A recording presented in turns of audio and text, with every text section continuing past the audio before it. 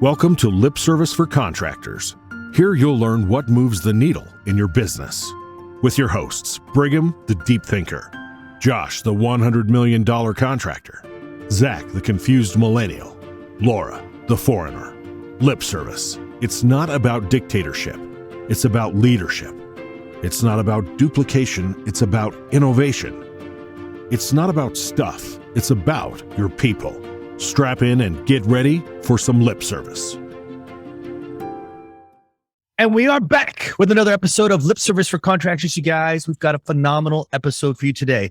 We have a ton of contractors that come in on this podcast, but today is something different. Today is something unique. Today, we're going to have someone who does this for a living. That's right, a trainer, an industry trainer, Stephen Dell, none other than the man himself. We're very, very excited to have him on our podcast, and we're going to break it down after 60 seconds. Power Selling Pros is the customer service coaching company for contractors. Their one-on-one coaching for CSRs helps contractors book at least 85% of their calls and wow more customers. And their group training for technicians helps you create a better buying experience in the home and close more sales. Visit powersellingpros.com to learn more about how you can make more money with their coaching programs. Chances are you love what you're hearing on Lip Service for Contractors. And if you want to go deeper, have an actionable playbook, or just want to learn from some of the most successful and profitable contractors in the industry, check out Clover Marketing from Josh and Laura. They give away free, amazing information, tools, SOPs, scripts, and processes that help their family business grow to over 140 million. And those same tools have helped other contractors in the industry blow up their business and grow an average of 20% every single year. Check out growwithclover.com/free gifts. They update the free gift section all the time, so make sure you keep coming back. Welcome back, Lip Service for Contractors.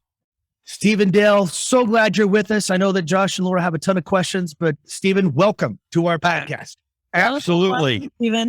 Thank you, Laura. Thank you, Josh. Thank you, Brigham, who is all jacked up on positivity today right and now. energy drink. Let's be clear. He showed multiple energy drinks. He's drinking Bucked Up. Bucked Up. It's a local company here.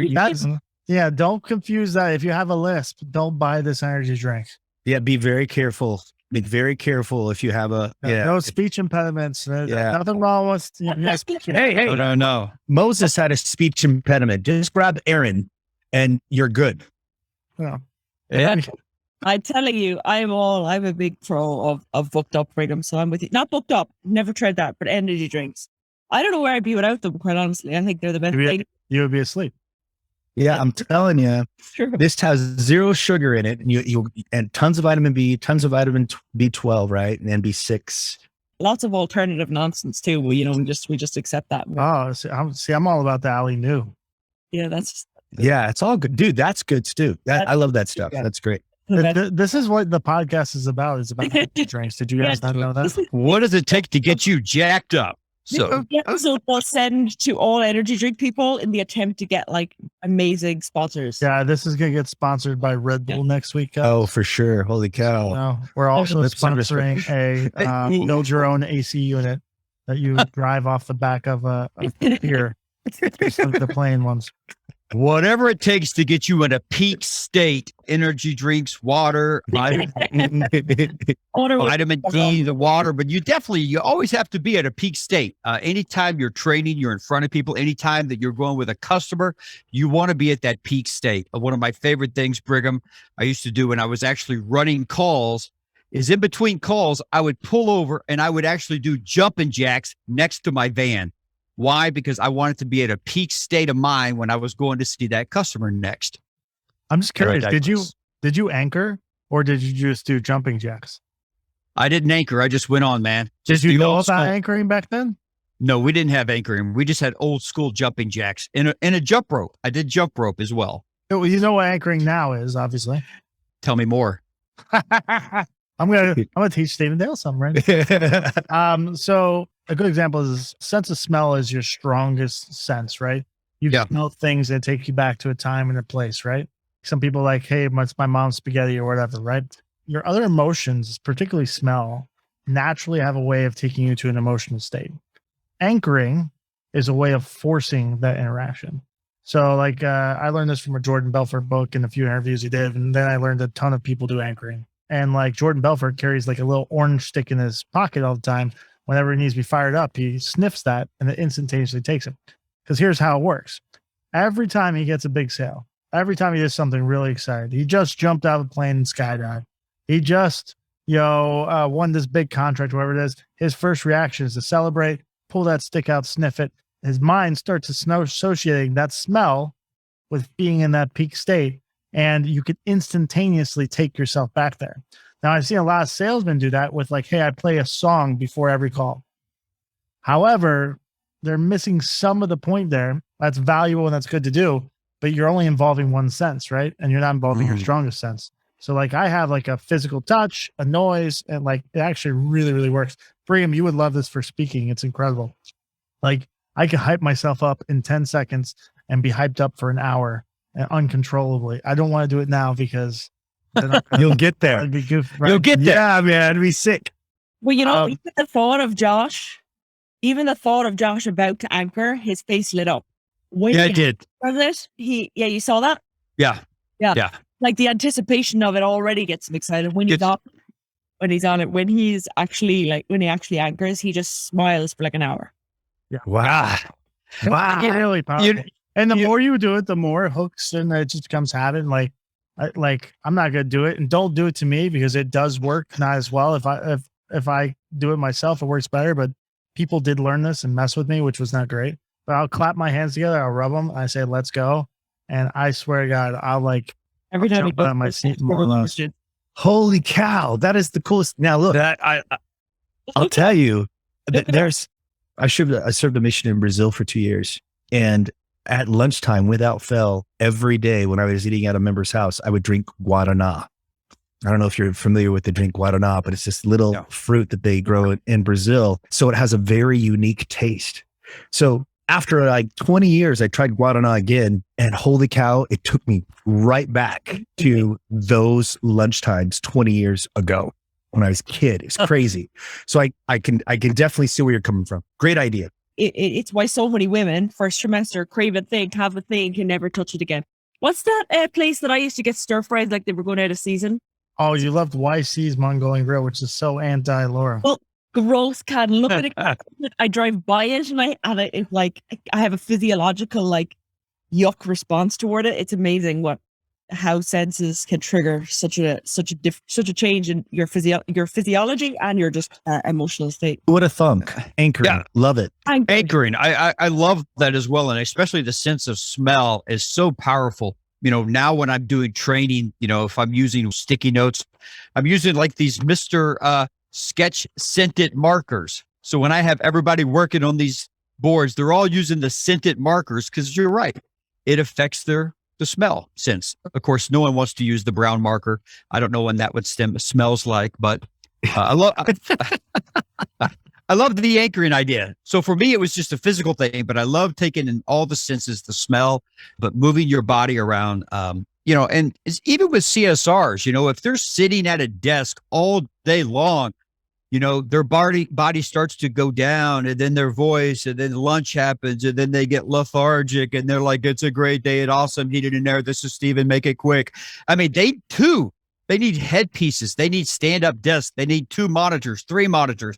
They need to move around because, again, they can change their state and sound exciting and be exciting even when they're answering the phone. Absolutely. So training is like your forte. You're clearly really talented when it comes to training. What does successful training look like for you, Steven? Yeah, Laura, I think there's a lot of great training out there, and I've participated in so many great trainers, and I've seen it from a facilitator standpoint where they facilitate the training. They're up there lecturing, and there's something good about that. It's kind of from a professor's, perspective. I like to see training more of a participant-led. Like, get your hands dirty. Let's teach something. Let's talk about it. And let's figure it out, and let's do it together. That's kind of the EDGE method. I educate you. I demonstrate it, that we do it together. So what I have found is when I do my training, I chunk it down in about 20-minute segments. And it kind of goes in those little segments where it's a teaching moment, where it's then a hands-on, where they're absolutely trying it, they're practicing it. And then we come back and then we look at it. What did we learn? And so it's more from a participant led, where really you're learning everything that you already know. My job is to pull it out of you, get you to think a little bit differently. The great guy, the confused millennial, Zach, who's normally on here, his thing is always ask great questions, really high level questions. And if you're not getting the answer, you probably didn't ask a good enough question. So to me, training is all about direction, flow, and asking great questions to get people to think and come up with their own answers. That's awesome. And I think it also probably allows them to feel like there's some ownership in the process, which motivates them to, remain loyal to that process and roll it out ongoingly. What are some issues that you've encountered on your training journey amid training CSRs, techs, you do work with TMs that you've had to overcome?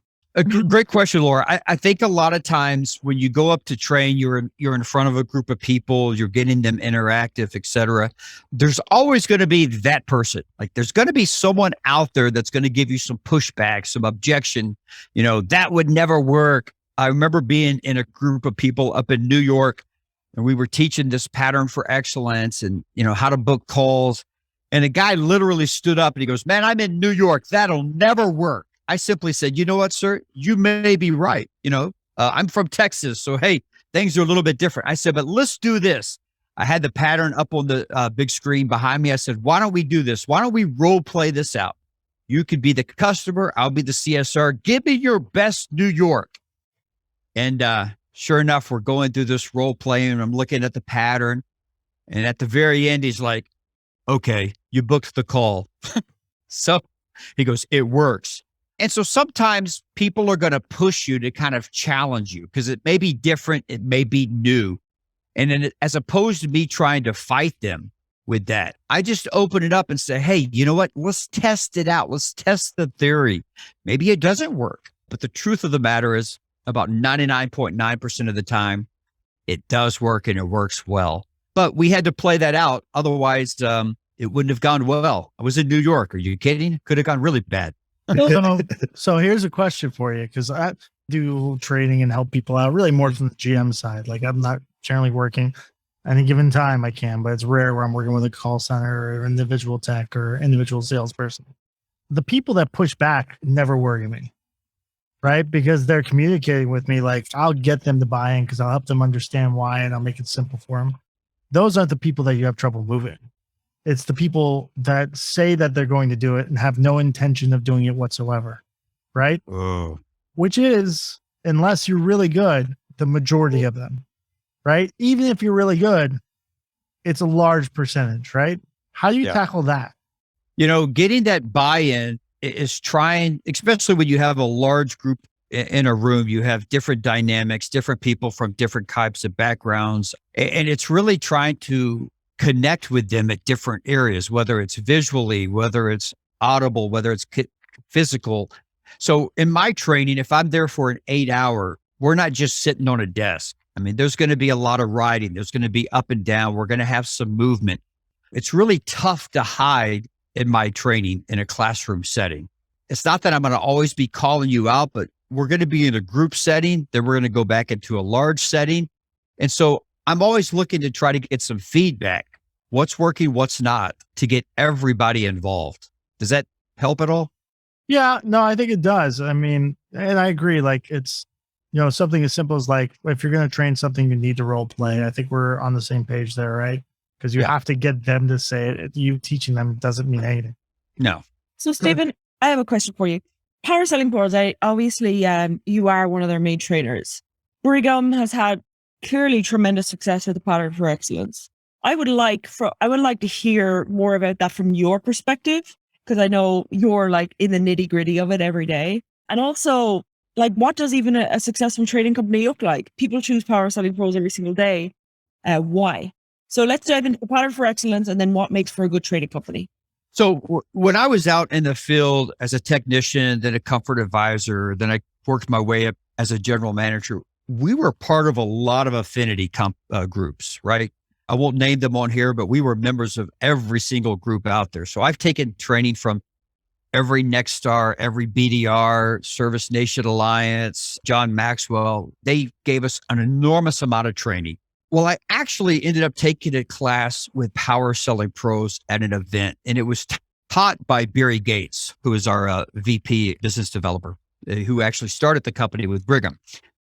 And really for me, Laura, it was a game changer, because what I started to see was it wasn't just tips and tricks on how to manipulate a customer or processes and systems, like just kind of do this, regurgitate this, and just kind of become this robot. When I looked at the pattern and I saw these 8 common sense principles, at first I was like, yeah, this looks too simple. Okay. But what I started to discover is when you own a set of principles, you really have an infinite amount of applications. So now I could start to personalize every one of these principles. The game changer for us, just like with every training, I remember going to a 2.5-day training up in Minneapolis, and it was awesome. Some of the best training I've ever seen. Walked away, was like, oh my goodness, my life's going to change. And then of course, everyone knows what happened. I got back in the van, I'm running calls, and I go back to my old habits. So the really unique thing that attracted me to Power Selling Pros was they did ongoing coaching accountability. And that's where the change really took place. It wasn't that the training was just amazing. Yes, I was motivated, but it was the every 2 weeks meeting with a coach, someone listening to calls, someone pushing us, someone encouraging us, someone challenging us. And to me, that's where the rubber met the road, was this accountability coaching. Now, as far as the principles, to me, it's so common sense. But of course, common sense doesn't always mean commonly practiced, right? That we all take those. It's kind of like we all have access to knowledge. We all have access to get a 6-pack of abs, but not everybody on this call has a 6-pack of abs, right? So it's not the knowledge. Why are you looking specifically at me when you say that, Matt? I was looking in your general direction. I wasn't looking right at you, Josh.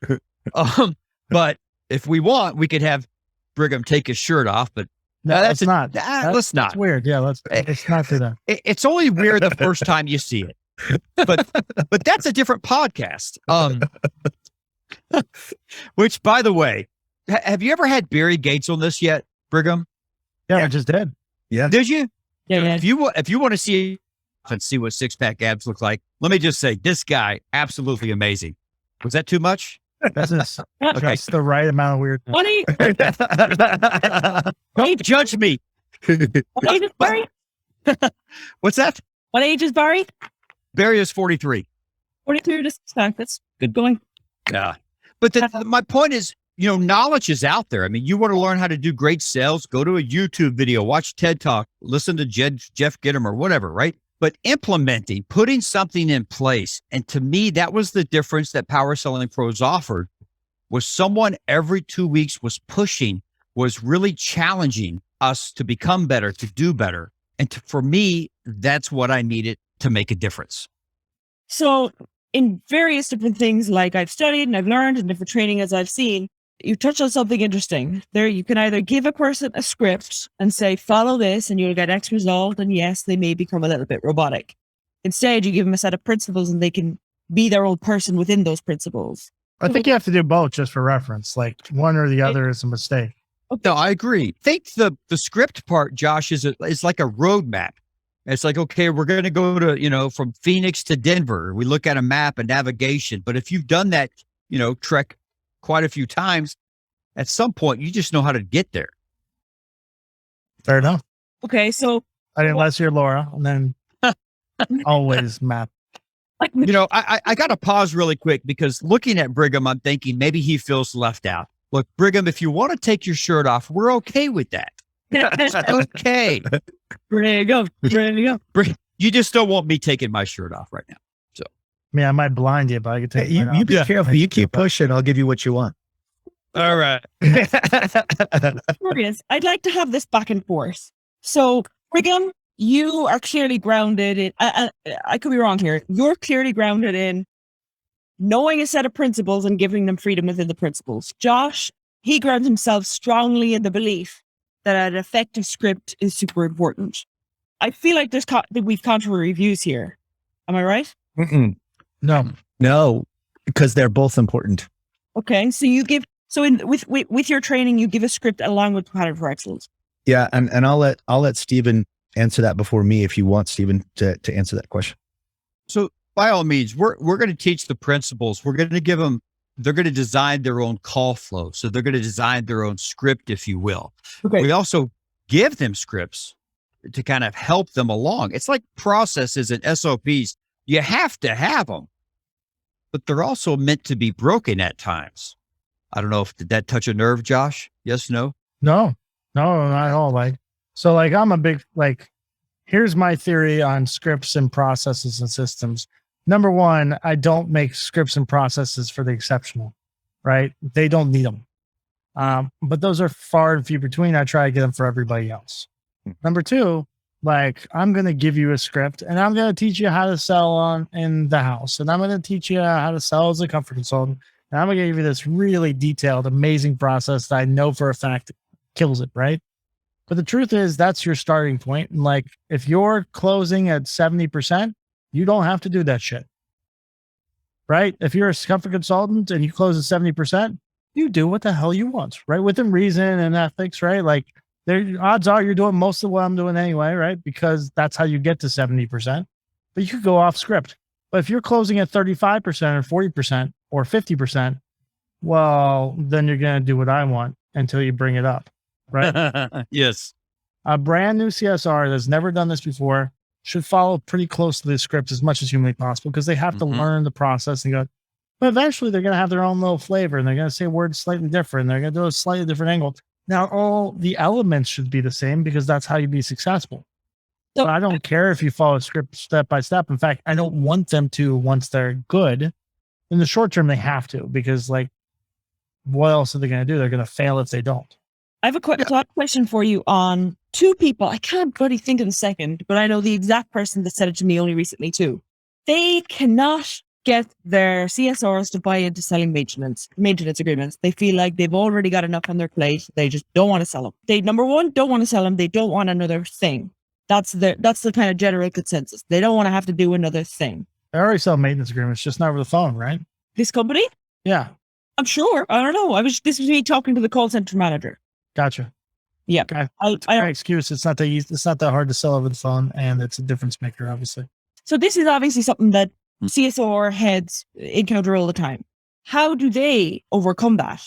How do they change the mindset of their CSRs? They go from giving out and complaining and it demoralizes the department to being open and this lady, and I've heard it before, they don't care enough about that $10 SWIFT. They don't care enough about the $20 SWIFT. They've just got such a hold up about selling maintenance agreements over the phone. What would you say to that CSR head? I would think, do they understand the value of a maintenance agreement, not only to the company, but also, to that customer? Do they see the real value of why that is such a valuable piece of going out there twice, 3 times, once a year, whatever the case is? But I also go back on the other side, which is I always have to answer the question, what's in it for me? You always reward the behavior you want. I met a CSR the other day. We were talking in a group about customer service agreements.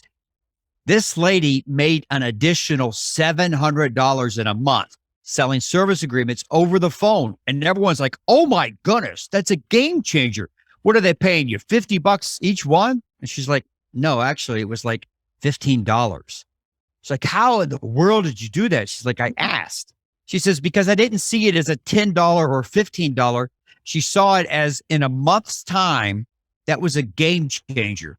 And so she had a goal every month, how many she wanted, because she knew what success looked like to her.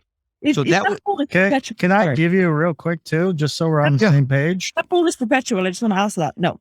Generally, no, it wouldn't be perpetual, but depends how you set it up. The agreement could perpetual, but the spiffs generally. Yeah, the spiffs. Right. Right. So number one, $700 worth of spiffs for a month, I would argue is actually really bad. That's not an impressive number in any way. If you're really set up to do that, we have people who answer the phones, and not just at Parker and Sons, but lots of companies we work with that make $100,000. and they're paid $15 an hour, right? So like there is a lot of money to be paid. $700 is not even scratching the surface. To give you a real honest assessment of that, right? That's like 30 a month. They're selling one a day. Out of 50 calls you take, you sell one agreement. That's not very good, obviously, right? Those are terrible metrics, right? A good CSR could sell 2 an hour. So we're on the same page, right? 2 an hour. Yeah, I would agree 100%. Yeah. Some of them could sell 4 or 5 an hour, but that's an exception. That's an exceptional person. But like 2 an hour is a real goal for most CSRs. To me, the paradigm that shifted this group was when she said, I made $700, and whether that's high or low, the reaction was, I only get paid $10 per agreement. So they missed the mark, which was, well, I'm not measuring it by 1 an hour, 2 an hour. I'm measuring it by what does it look like in a month. Right. So that was the paradigm that shifted. And all they had to do was, and also she or he, I'm not sure the gender, but they just all they had to do was ask. Basically, it seemed like it wasn't hard. It wasn't hard. No, so just run an by the way script and just ask. Yeah. Hey, by the way, would you like to know how to save 15%? Yeah. Are you paying full price today? Oh, by the way, we'll be paying full price today. Yeah. You'd be paying full price to do it anyway. Huh? When's the best time to do it? When's the best time to sell a service agreement? Josh, just so I'll give you the scoop here. I know you guys are. Go ahead. no, that's this is I think this is like the formula we're breaking down here. So for this gal who had the resistance, number one, tell them why it's important, how it actually benefits the customer, how it benefits them over time. Yeah. Josh, set them up. I think you're going down the by the way track. I think this is another game changer. Right. And I'm more afraid to seem salesy. Give them the by the way scoop, Josh. It's the best way I've ever heard to take a sales situation and make it not sales. And why I'm thinking about it too, maybe in the show notes, or if someone wants to reach out to us, we could give the details on how to anchor and an by the way script and implementation, like our secret to implementation. But so, by the way is a super simple process. So like we could all agree the most important thing when the phone rings is that we convert the call. We agree? Yes, So you never risk the conversion by trying to sell. exactly. And that's where a lot of people get hung up because they're worried about, spurning off customers. And you can if you do it improperly. So your over the phone sales has to be pretty passive, and it's the last thing you do. So literally you're about to hang up the phone and go, oh, by the way. By the way. Exactly. Oh, by the way. Oh, by the way. Are you going to be paying full price today? Well, what do you mean by that? Well, if you don't want to pay full price, you want to be probably part of our family plan. That includes this, and this. Or like, hey, I'm coming out for repair. Oh, by the way, I noticed you haven't gotten a tune-up in over a year. I could build in an extra 45 minutes and we could go ahead and get that tune-up added. Normally it's $129. Right now we're running a special for $50 off. For only $79. Do you want me to build those extra 45 minutes? How amazing is that? If you did that on every single call and made an offer on every single call, Right. you would sell 2 to 3 things an hour. So- and that's huge. That's huge, not only financially for the company, but financially for that CSR. You could Me, you could recruit better CSRs, right? You can Yeah. steal it. Like there's so many fringe benefits to doing this. And then I've also heard the argument like, well, my techs like to sell them out in the field. I'm like, yeah, but they don't sell nearly as many as your call center would. And would you rather them focus on selling an agreement or selling that repair or that IAQ product or a new system? Like you can't have them push all these things at once. It's not real, right? No. Let them sell it over the phone. By the way, if I sell that agreement over the phone, am I way more likely to get that repair? And 100%. Sure. Well, high percent. Yeah, it's significantly higher, right? Yeah. Well, yeah, there's no disadvantage to doing this, right? And No, to your question before or earlier, Laura, like how do you get people to buy in, like a team that's pushing back? The first thing I'm going to do, and I'm going to do it before I even roll it out, if I know I'm going to have issues, is I'm going to pull someone to the side that I know could buy into this or I could talk into this, and I'm going to create a champion. And once that champion starts making money, and Boom. start talking about, then everybody else will fall in line. But sometimes if I know I'm doing things that people are going to be generally against, like, hey, we've never sold a phone, I don't like selling things, which is not what we're doing, right? We're just presenting options. But I'll need to get one of them to really buy in. I'll pull them into the room and say, hey, I need a favor. Here's what we're going to do. I know you're going to kill on this. I want you to run this out. I'm going to do one-on-ones with you. I'm going to make sure you're successful so we get the rest of the team on board. Then when that CSR drives up in that new car, everyone's like, whoa, what are you doing? Boom. Yeah. Yeah. I love that. Getting that champion. And that's what, when this lady said, oh, I made 700, people were just like, that was mind blowing. And what you're saying, Josh, is 700 is just barely scratching the surface. When you look at, No, it's like, it's a great starting point. Cause if you've never sold before, but like, do the math on it. You're selling one maintenance agreement of every 50 calls. Cause you should have, as a CSR, 50 connected calls a day. That's a general metric. Some people have higher, right? Meaning you talk to 50 people, you could only sell one agreement out of 50. Like, that's terrible. that is. Right? Now the argument some people will make is like, well, what if they have a maintenance agreement? Like, yeah, but do we also do plumbing? When's the last time they had tune up, right? How old is their system, right? There's other things you could go after besides just maintenance. Maintenance is, by the way, which probably pay more, right?